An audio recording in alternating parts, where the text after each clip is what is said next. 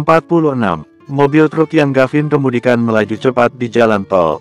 Gavin menyalip 5 mobil sekaligus. Dia berhasil, namun ternyata di depan jalannya menyempit. Tak ayal badan mobil menghantam tembok pembatas trotoar. Mobil berguncang hebat. Gavin melirik Arai dengan senyum ringis. "Sorry bos, sedikit guncangan." Dia putar kemudi melewati sepeda motor dan belok ke kiri. Jalan yang cukup ramai dia terabas tanpa ampun. Sisi kanan truknya tak ayal menghantam sisi kiri mobil yang berderet di lampu merah. Bunyi klakson di mana-mana malah semakin membuat Gavin bersemangat menerobos lampu merah. Di depan ada polisi. Arai menatap ke depan di mana polisi menyabotase jalan dan menghentikan para pengendara mobil dan motor. "Aku tidak takut polisi," desis Gavin menyeringai.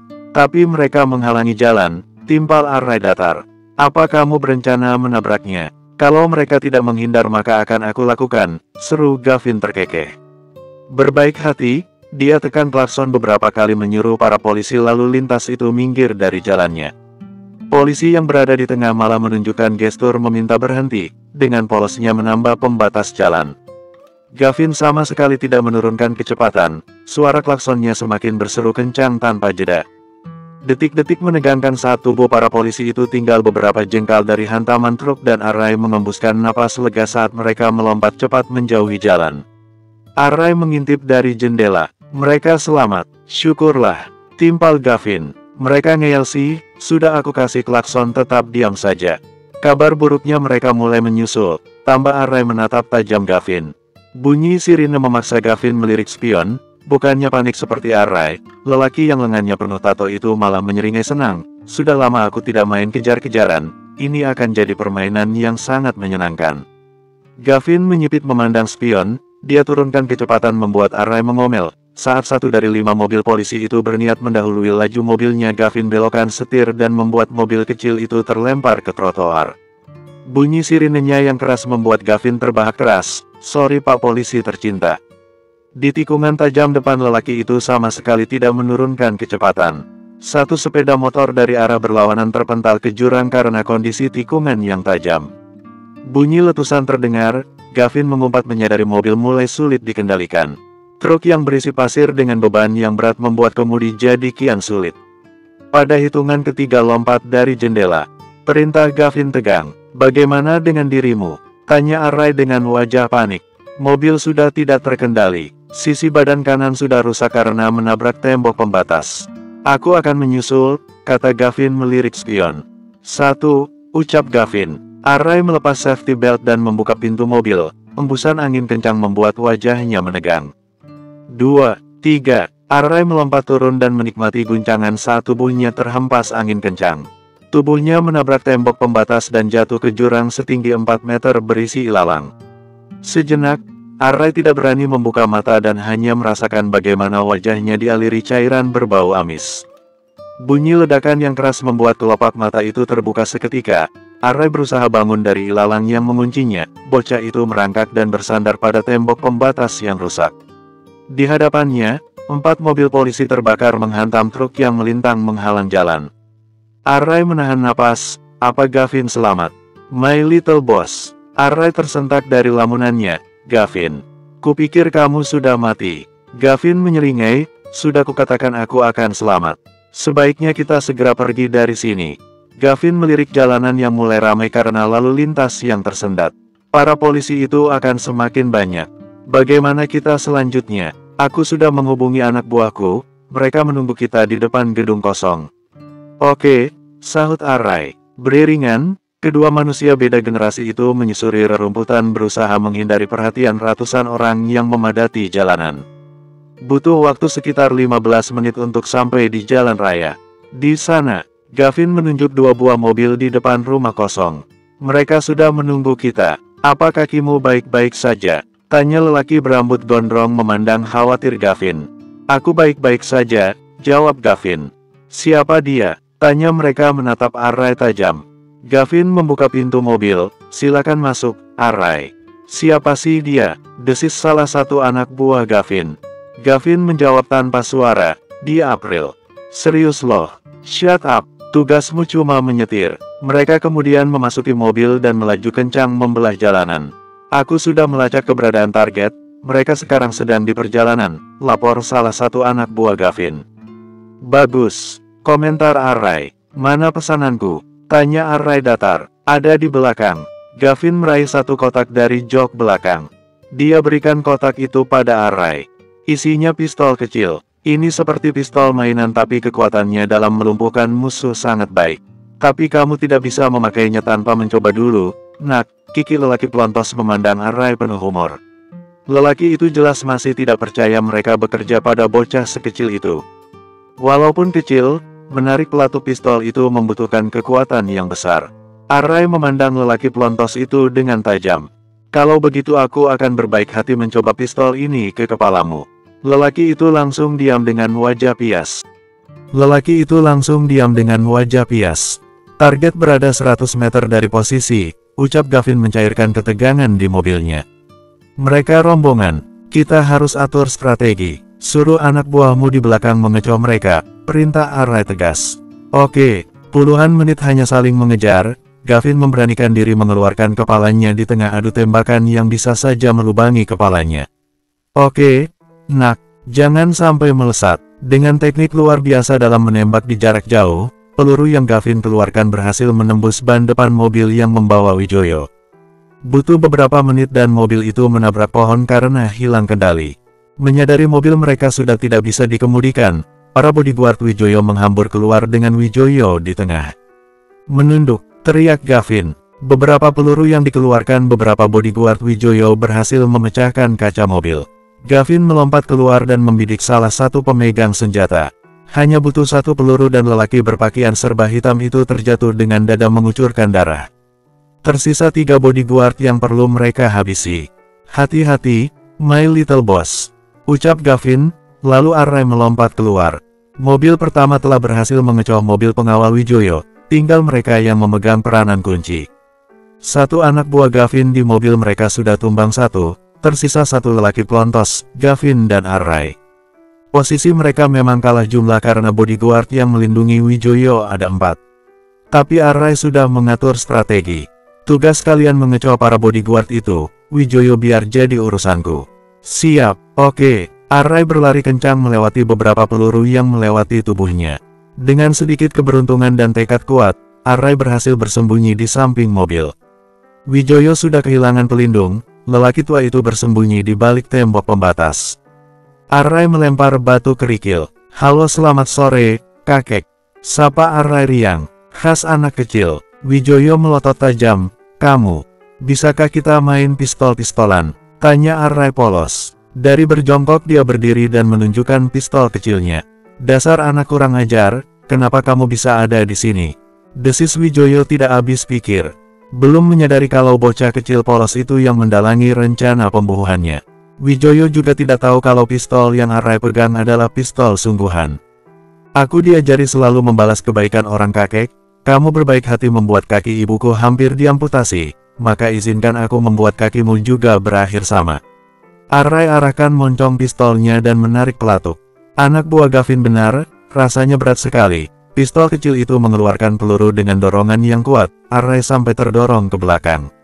Bunyi letusan itu seiring dengan jeritan Wijoyo yang merasakan sakit luar biasa di kaki kanannya. Serius loh, pertama kalinya menggunakan pistol dan dia tepat sasaran. Pekik anak buah Gavin yang tadi meremehkan Array. Gavin datang dengan napas tersengal, dia baru saja mematahkan leher bodyguard Wijoyo. Dia memang dilahirkan untuk jadi penguasa.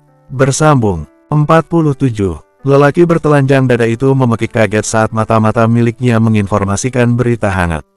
Apa? Benar Pak, Pak Wijoyo sudah dilumpuhkan. Alat pelacak yang saya simpan di mobilnya menunjukkan alamat mencurigakan. Saya sudah menyuruh orang ke sana dan dia membenarkan dugaan saya. Dan apa tadi katamu? Putra Miranda yang melumpuhkannya. Iya, dia datang bersama beberapa orang. Oke, ini membuat kepalanya semakin pusing. Serius loh, Array, bocah 7 tahun yang kemarin menghabiskan makan malam normal dengannya. Dan sekarang sedang mencoba membalas kejahatan Wijoyo dengan tangannya sendiri. Oh my god, ini berita yang sangat mencengangkan. Siapkan mobil, antar aku ke sana. Geraldian memberi perintah, dia matikan sambungan dan menyambar handuk secepat kilat.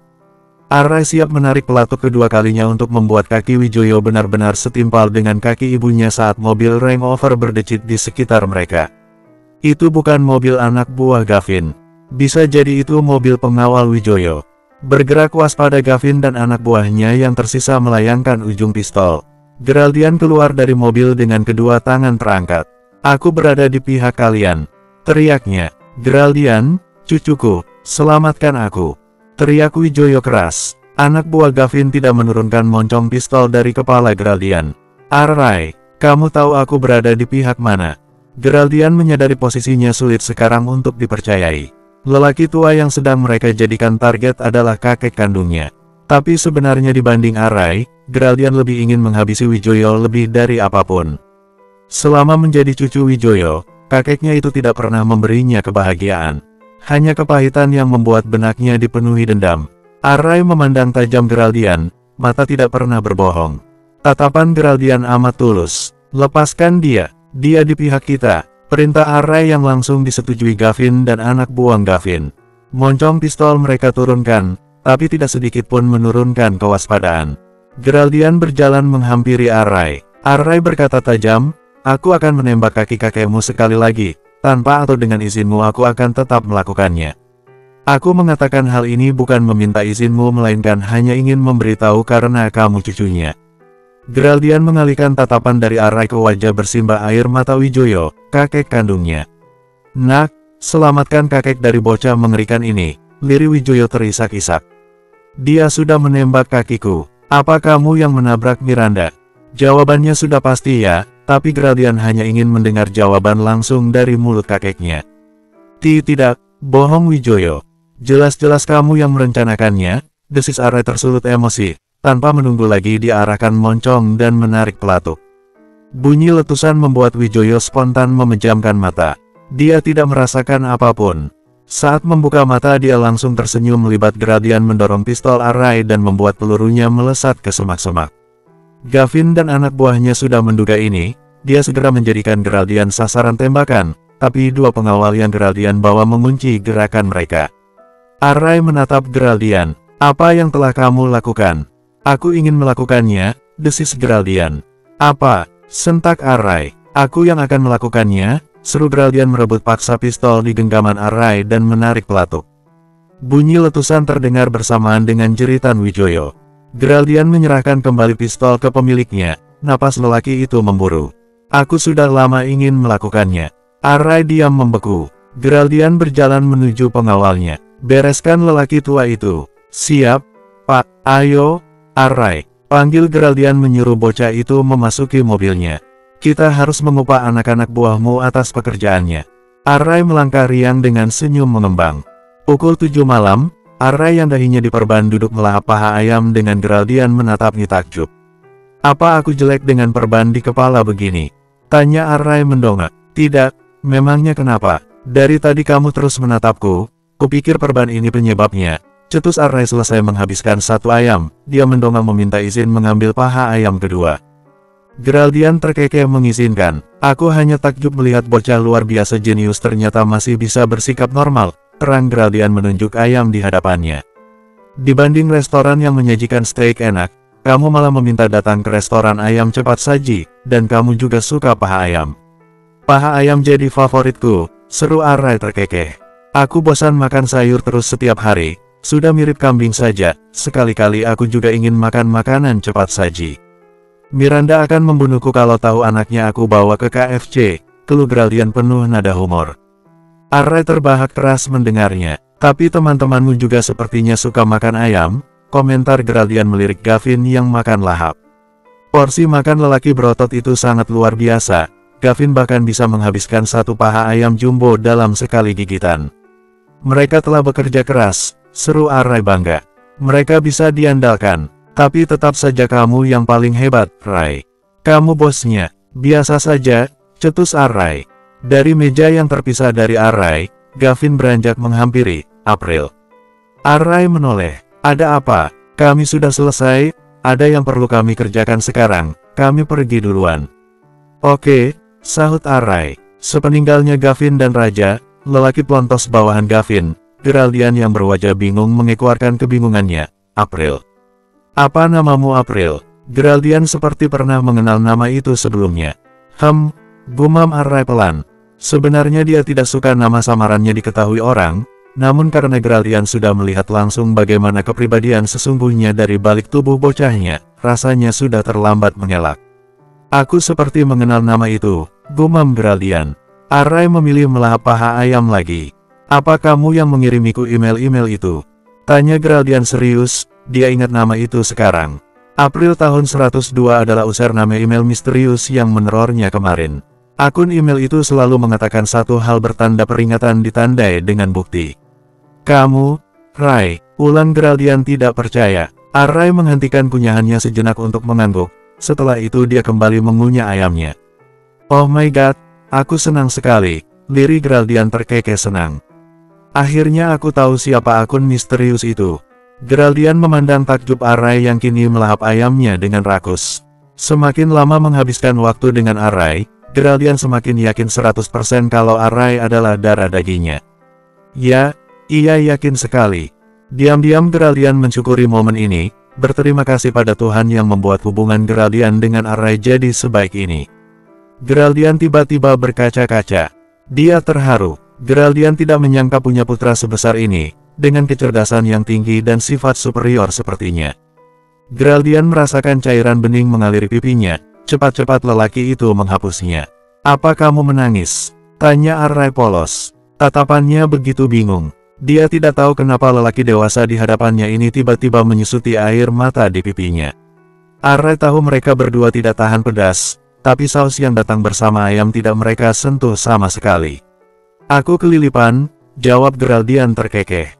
Ini perih sekali. Dengan bodoh Geraldian pura-pura mengerjapkan matanya yang tidak merah sama sekali. Bersambung. 48. Seorang perawat berpakaian serba putih mendorong meja berisi cairan infus baru. Senyum perawat tersebut mereka melihat pasiennya sudah terjaga. Selamat siang, Ibu Miranda. Syukurlah Ibu sudah sadar, Ibu tidak sadarkan diri pasca operasi selama 2 hari penuh. Apa, Ibu menjadi korban tabrak lari? Tambah perawat tersebut mengganti cairan infus Miranda. Bagaimana kondisi Ibu? Apa ada keluhan? Kami sudah memeriksa, seharusnya luka di kepala Ibu hanya luka luar. Apa Ibu merasakan sakit kepala? Tunggu, potong Miranda meringis. Dia sedang mengingat saat kecelakaan itu berlangsung. Miranda ingat dia melihat sebuah mobil melaju kencang ke arah Array. Ya Array, bagaimana kondisi putranya sekarang? Miranda mendorong tubuh Array sekuat tenaga saat itu. Jangan-jangan putra Ibu baik-baik saja, kata perawat itu menyadari kepanikan menyerbu Miranda. Dia selalu menunggu Ibu di sini, kadang-kadang digantikan oleh kakeknya. Sekarang dia dan suami Ibu sedang makan siang. Suami saya? Tanya Miranda. Ya, perawat tersebut tersenyum lebar. Mereka seperti kembar beda generasi saking miripnya. Oh demi apapun, kepala Miranda berputar-putar sekarang. Apa suami yang dimaksud perawat itu Geraldian? Sejak kapan Geraldian mengenal Array? Dan apa tadi katanya, mereka makan siang bersama? Tidak, ini mimpi buruk.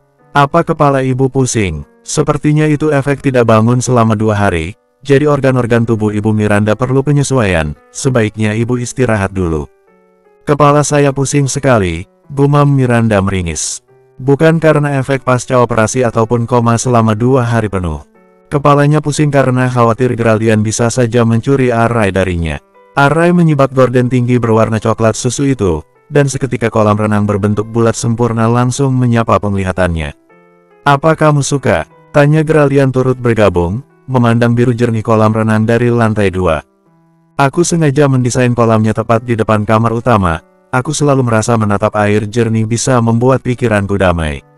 Aku suka, ucap Array. Bagaimana dengan desain villanya? Kamu suka? Geraldian bertanya lagi. Hari ini jantungnya berdegup cepat karena mahakaryanya dinilai Array. Semenjak Geraldian yakin Array adalah putranya, pendapat bocah itu jadi sangat penting. Hal pertama yang Geraldian lakukan untuk membawa Array masuk ke hidupnya adalah memperkenalkan villanya. Villa buatannya sendiri. Villa yang memang dia buat khusus untuk keluarganya suatu saat nanti. Aku juga suka. Apa menurutmu ibumu akan suka? Array mengedikkan bahunya. Tanyakan saja pada mama. Aku tidak ahli dalam menebak. Mood Geraldian sedang bagus-bagusnya. Mendengar jawaban dingin Arai malah membuatnya menerbitkan senyum. Ah, beginilah rasanya punya keluarga.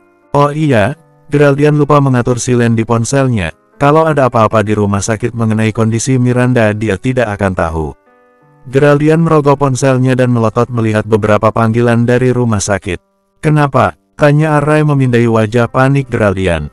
Rumah sakit beberapa kali meneleponku. Sebentar aku akan menghubungi mereka. Jawab Geraldian menepuk bahu Arai sembari berjalan menuju ruang keluarga di sebelah. Arai melebarkan gorden dan membiarkan sinar panas mentari memeluk tubuh mungilnya. Lebih dari apapun tanpa memberitahu Geraldian, Arai adalah maniak renang. Melihat kolam jernih di bawahnya, yang dirancang Geraldian di villa pribadinya, membuat senyum tipis terkembang di bibir tipis bocah itu. Dia mulai menyukai Geraldian. Rai, ibumu sudah sadar. Seru Geraldian senang bukan kepalang. Ayo kita harus segera ke rumah sakit, dia mencarimu. Kaki kecil itu melangkah riang menuruni tangga. Mereka memang tidak berangkulan selayaknya ayah dan anak normal lainnya, namun dengan lengan saling bersentuhan saja rasanya Geraldian ingin menggadaikan dirinya demi membeli dunia untuk Arai. Arai Prameswara, putranya dan Miranda. Sementara itu di ruang inap, Miranda sedang mendengarkan ucapan perawat tentang kondisi kakinya yang cukup parah saat pintu terbuka dan putranya tersenyum di sana. Arai, panggil Miranda berkaca-kaca. Terima kasih sudah membuat dokter tidak mengamputasi kaki mama. Jika bukan karena Arai, mungkin sekarang Miranda hanya punya satu buah kaki. Membayangkannya saja sudah membuat ulu hatinya nyeri, apalagi jika menjadi kenyataan. Arai mengecup balik kedua pipi ibunya yang penuh baret. Bukan aku yang meyakinkan dokter, tapi Om Geraldian. Miranda mendongak terkejut melihat Geraldian baru datang. Lelaki berkemeja hitam itu menutup pintu di belakangnya. Halo, Mir, senang melihatmu sudah sadar, sapa Geraldian menarik kursi dan mendudukinya. Terima kasih, Geral, ucap Miranda berkaca-kaca. Aku tidak bisa membayangkan bagaimana kalau kakiku benar-benar diamputasi. Aku hanya melakukan apa yang putramu suruh, dia begitu pintar. Timpal Geraldian mengusap bahu Arai. Karena bapak dan adik sudah datang, saya pamit undur diri ya, Pak, sela perawat yang tadi menemani Miranda pasca sadar. Tidak lupa membawa botol infus yang sudah kosong, dia segera melangkah keluar ketika Miranda dan Geraldian mengizinkannya pergi. Miranda tersenyum di tangisnya dan mendekap kepala Arai di dadanya. Mengabaikan pekikan Arai yang tidak suka diperlakukan seperti anak kecil terlebih di hadapan orang lain. Miranda baru melepaskan dekapan saat matanya menangkap tatapan intens Geraldian. Miranda lupa Geraldian masih duduk di sebelah Arai. Tiba-tiba tangan Geraldian mendarat di pucuk kepala Arai. Nah, Arai, bisakah kamu membelikanku minuman? Aku haus sekali. Oke, sepeninggalnya Arai, Miranda beralih pada Geraldian. Kenapa kamu bisa tahu aku di rumah sakit? Miranda sangat penasaran sekali. Dan tadi Arai bilang dokter tidak mengamputasi kakiku karena kamu. Arai menghubungiku saat keputusannya tidak didengar dokter. Keputusan apa? Keputusan untuk mempertahankan kakimu, jawab Geraldian. Sudah berapa lama kamu di sini? Dari awal kamu dioperasi, jawab Geraldian cepat. Sampai sekarang. Maaf sudah merepotkan, potong Miranda menyesal. Aku ingin membicarakan masalah Arai juga. Jangan bilang, apa dia anakku? Oh my god. Mimpi buruk yang sebenarnya telah terjadi. Hari ini, dari mulut Geraldian. Geraldian melahap ekspresi tegang Miranda. Itu sudah menjawab semuanya. Perempuan itu panik karena rahasia besarnya terbongkar. Tiba-tiba Miranda terbahak keras, aneh dan garing. Serius loh, Geral, kamu tanya itu, lucu sekali. Aku serius, ucap Geraldian tajam.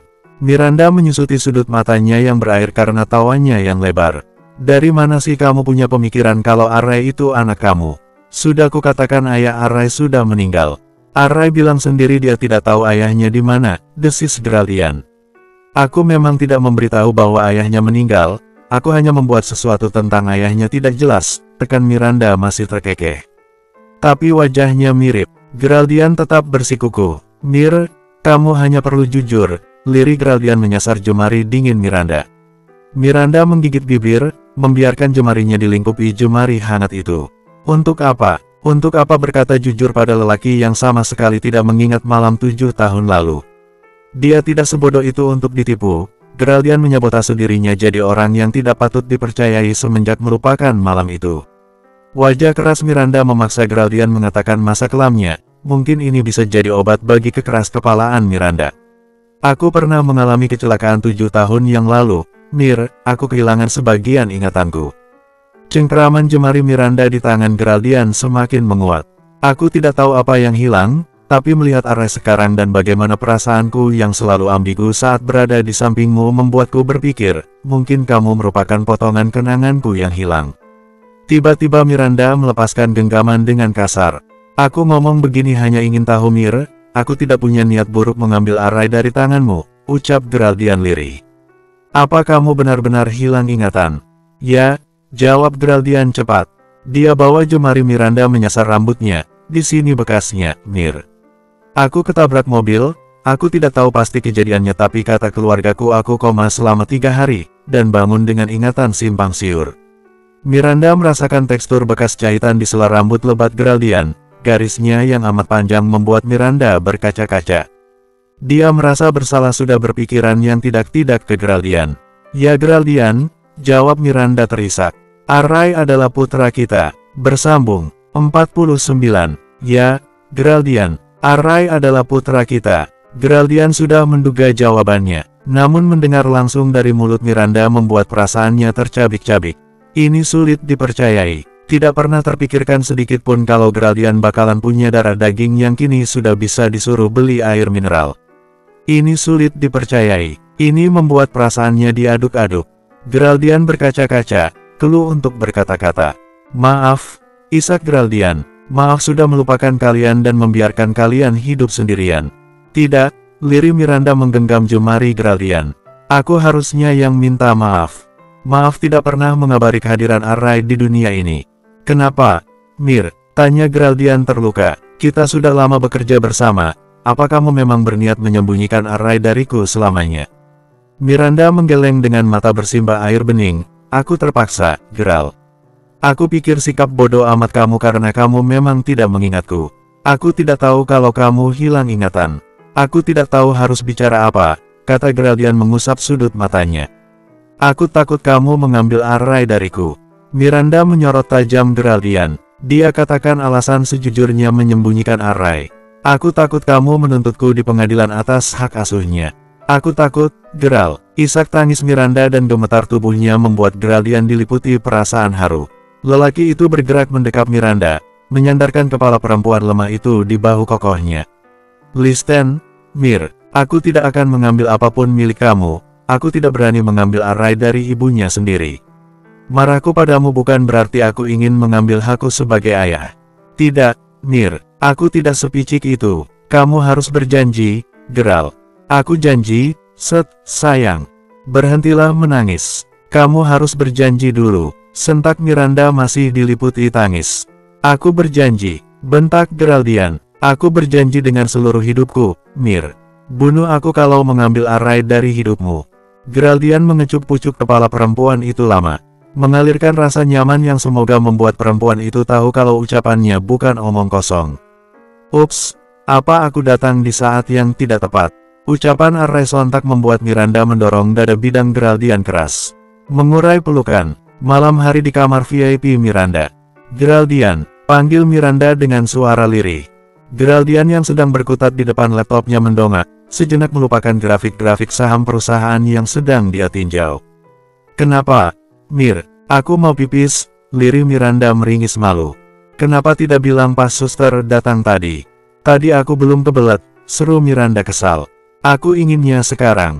Geraldian menggaruk rambutnya frustrasi. Tadi siang bagaimana? Boleh ke kamar mandi apa pakai kateter? Pakai kateter. Apa aku yang harus memasangnya atau panggil perawat? Tanya Geraldian polos. Ya panggil perawatlah, jawab Miranda cepat. Masa Geraldian yang memasangkan kateter padanya? Dia tidak segila itu omong-omong. Oh oke, timpal lelaki itu beranjak keluar. Miranda mau tidak mau tersenyum melihatnya. Geraldian tetap tinggal walaupun belasan kali diusir. Lelaki itu kekeh bilang ingin menemani Miranda sampai sembuh, padahal Arai sudah beberapa kali mengatakan dia sendiri sudah cukup menemani Miranda. Kekeras kepalaan Geraldian yang memilih bertahan walaupun pekerjaan menumpuk, diam-diam membuat sel merah jambu Miranda berdenyut-denyut. Halo selamat malam, Ibu Miranda. Mau pipis? Seorang perawat datang diiringi Geraldian di belakangnya. Iya, oke, saya pasang kateternya. Geraldian tahu dia harus keluar, dia menghargai Miranda sekaligus menghindari kecanggungan.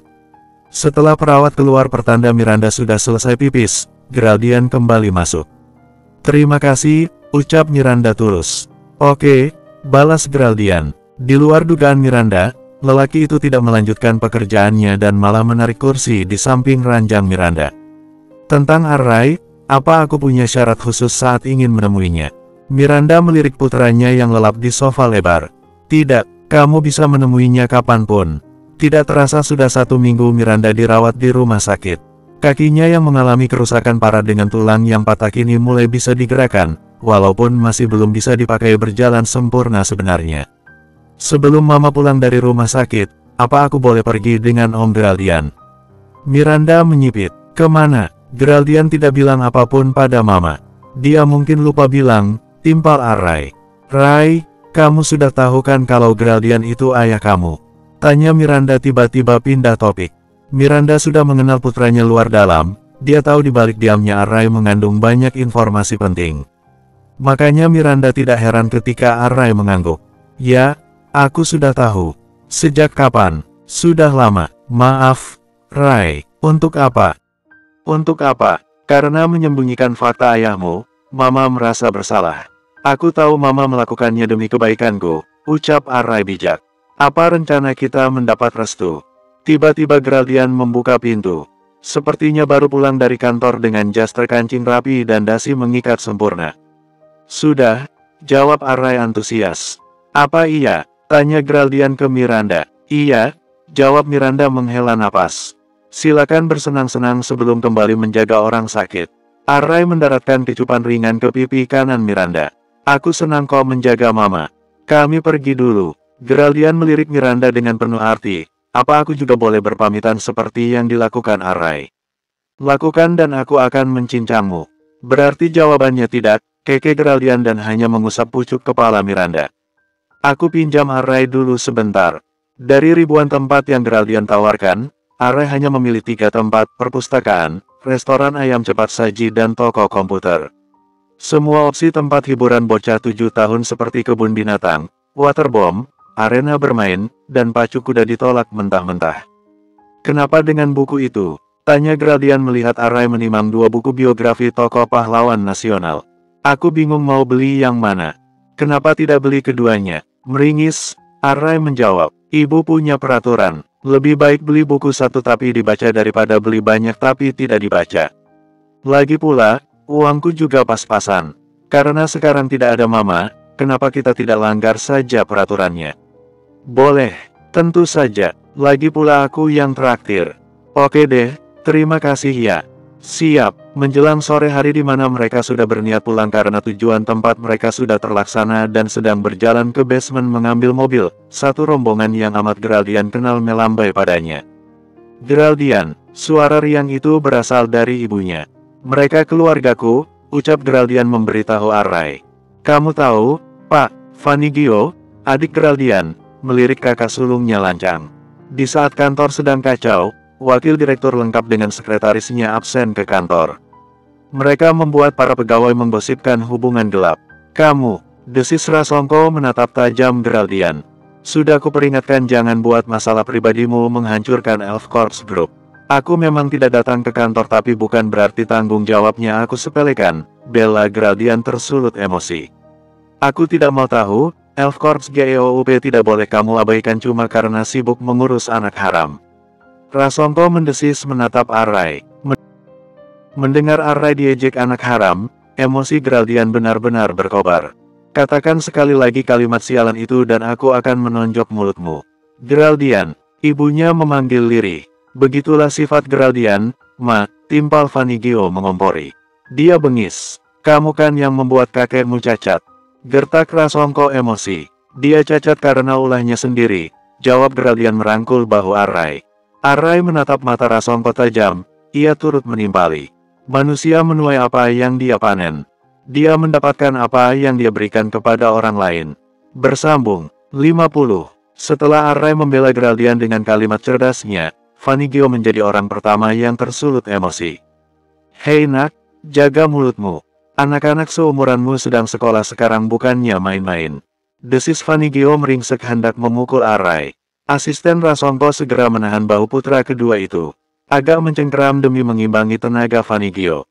Dasar anak haram, hina Rasongko meninggalkan Geraldian dan Arai. Vanigio meludah ke samping, membuat Geraldian mengetatkan rahangnya. Kalau tidak ada Arai, Geraldian mungkin sudah mematahkan tulang hidung Vanigio dengan bodomannya. Yuk, ajak Geraldian merangkul putranya. Aku minta maaf atas ucapan keluargaku. Minta maaf untuk apa? Karena memanggilmu anak haram, jawab Geraldian penuh penyesalan. Mereka berada di skenario milik Tuhan. Geraldian tidak bisa memilih lewat mana Arai hadir. Kenyataan bahwa keluarganya sendiri menghina status Arai, itu jelas-jelas melukai Geraldian. Aku sudah kebal dengan sebutan itu, ucap Arai pelan. Maaf, lirih Geraldian, itu bukan salah siapapun. Geraldian melirik wajah menyamping putranya, sambil memutar kemudi meninggalkan lantai parkir. Geraldian berdeham, aku sudah menanyakan hubungan kita pada ibumu, dia bilang kamu putraku. Arai sama sekali tidak bersuara. Maaf Rai, sudah menelantarkan kalian selama ini. Lirik Geraldian mencengkeram setir erat sampai jemarinya memutih. Ini di luar kendaliku. Aku hilang ingatan dan tidak ingat apapun. Aku memang brengsek. Boleh aku bertanya, apa kamu menyayangi ibuku? Tidak seperti sebelumnya di mana Geraldian aktif berbicara. Pertanyaan Arai kini malah membuatnya diam membisu.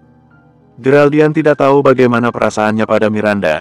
Bukankah dulu dia sudah mengatakan kalau segala sesuatu tentang perempuan itu selalu membuatnya bingung, kan? Aku peduli dengan ibumu, itu berarti sayang, kan? Miranda sudah bolak-balik tidur, membaca buku dan menonton tayangan berita di televisi layar datar yang memang tersedia di kamar inapnya. Terus melakukan 3 hal itu bola-balik dan bosan setengah mati. Miranda meraih ponselnya, menekan nomor Geraldian, tapi kemudian kembali ke home screen. Geraldian dan Arai sedang menebus waktu 7 tahun yang sia-sia tanpa saling mengenal, mereka punya hak. Geraldian sudah memohon padanya agar tidak membatasi pertemuan, jadi mau tak mau Miranda menahan diri agar tidak jadi pengganggu. Tiba-tiba pintu di ujung ruangan terbuka, Miranda tersenyum cerah, Geraldian. Halo, Mir, sapa lelaki berkemeja abu tua yang bukan Geraldian. Maaf baru menjengukmu, kamu tahu sendiri aku kacung di kantor ayahku sendiri. Aku tidak bisa seenaknya pergi tanpa izin. Senyum cerah Miranda berubah jadi senyuman kecewa. Sebisa mungkin Miranda menyembunyikan rasa kecewanya itu demi membuat lawan bicaranya tidak tersinggung. Hai, Ray, tidak apa-apa, aku juga sudah mendingan kok. Rayvan memberikan sebuket mawar beraneka ragam yang semerbak. Ekspresi Miranda yang mencebik membuat kekahan Rayvan muncul. Sudah kuduga kamu bakalan gak suka bunga. Aku lebih suka sesuatu yang bisa aku makan, Ray, timpal Miranda turut tertular kekahan. Makanya aku juga bawa ini, setelah Rayvan mengeluarkan buah tangannya yang lain. Miranda bahkan baru sadar Rayvan membawa banyak buah. Oh my god, Ray, kamu masih ingat aku suka sekali pisang. Masa aku lupa, seru Rayvan. Ditariknya kursi di samping ranjang Miranda dan mendudukinya. Bagaimana keadaanmu? Boleh aku menjawabnya sambil makan pisang? Of course, Monkey. Ray. Iya, Keke Rayvan menuruti kemauan Miranda. Dia membuka kulit pisang dan menyerahkannya pada Miranda. Dengan senyum 4 watt, Miranda melahap pisang raja tersebut. Pisang kesukaannya. Ini enak banget, Ray. Aku dengar kamu sampai mau diamputasi. Miranda mengangguk. Yap. Mengerikan sekali membayangkan hidup dengan 1 kaki. Untungnya tidak jadi. Arai dan bosku menyelamatkanku. Oh bosmu datang. Dari awal sampai sekarang dia selalu menemaniku, jawab Miranda menghela nafas. Dari awal, berarti dia sudah kenal dengan Arai. Miranda mengangguk pasrah, ini di luar dugaanku.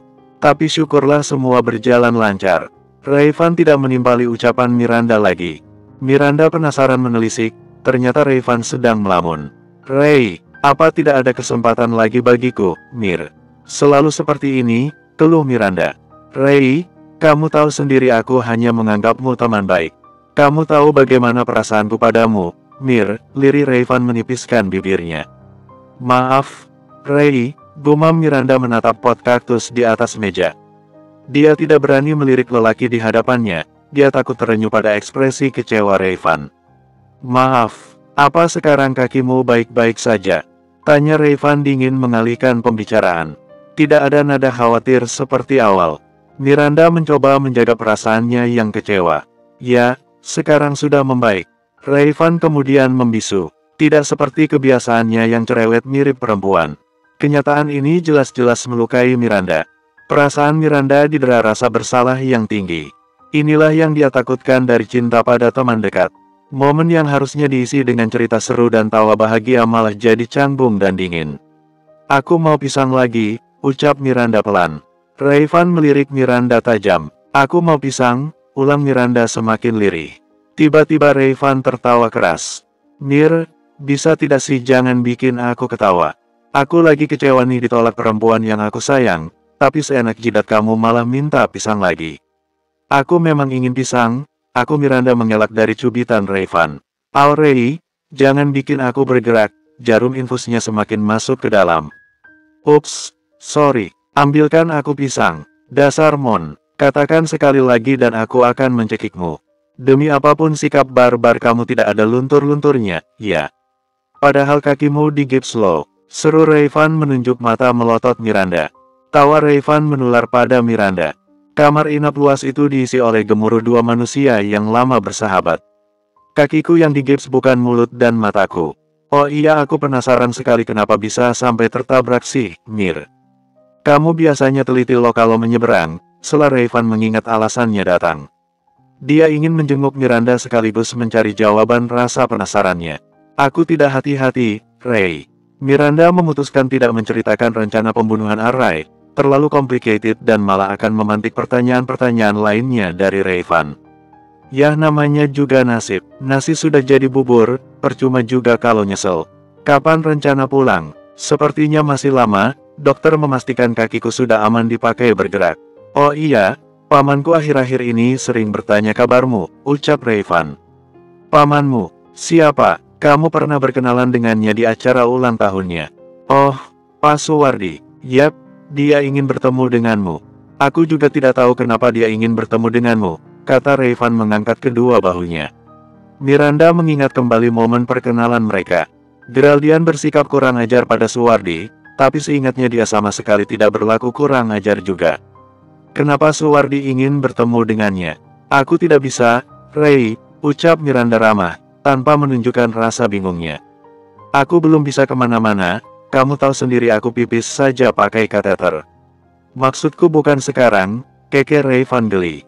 Ih gemes deh pengen gigit hidung kamu. Heh, bentak Miranda. Iya, ampun dah. Mereka terkeke bersama, menikmati kebersamaan yang jarang bisa terjadi karena kesibukan masing-masing. Suara tawar yang dua manusia itu terdengar sampai keluar ruangan. Geraldian tidak salah dengar, sepertinya ada Om Ray di dalam, seru Ray pelan, memberitahu Geraldian. Oh ya, iya, jawab Ray. Geraldian mengangguk mengerti, berarti pendengarannya tidak salah. Tiba-tiba jantungnya serasa dilempari 1 liter bensin, dan kemudian dilempar api juga.